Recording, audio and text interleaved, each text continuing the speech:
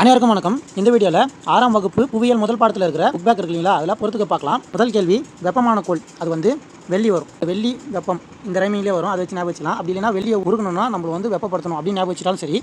வளையமுள்ள கோள் சனி. இது எப்படின்னா சனின்றத சங்கு சக்கரை ஞாபகம் வச்சுங்க. அது பற்ற வச்சு விட்டிங்கன்னா சுற்றி இல்லை நெருப்பு வளையம், அதை வச்சு இது ஞாபகம் வச்சுங்க. அடுத்து செந்நிறக்கோள். செந்நிறக்கோள்னா செவ்வாய். செந்நிறம் செவ்வாய் இதிலே வந்துடும். இதை வச்சு ஞாபகம் வச்சுக்கலாம். அடுத்து உருளும் கோள். உருளும் கோள்னா யுரேனஸ். உருளும் யுரேனஸ் இந்த உச்சரிப்பிலே வரும். அதை வச்சு ஞாபகம் வச்சுக்கலாம். அடுத்து குளிர்ந்த கோள். குளிர்ந்த கோள் வந்து நெப்டியூன். இது வந்து கடைசியாக இருக்கிறதுனால சூரியனுக்கு ரொம்ப தொலைவில் இருக்கிறதுனால இது வந்து குளிர்ந்த கோளாக இருக்குது. சரிங்களா?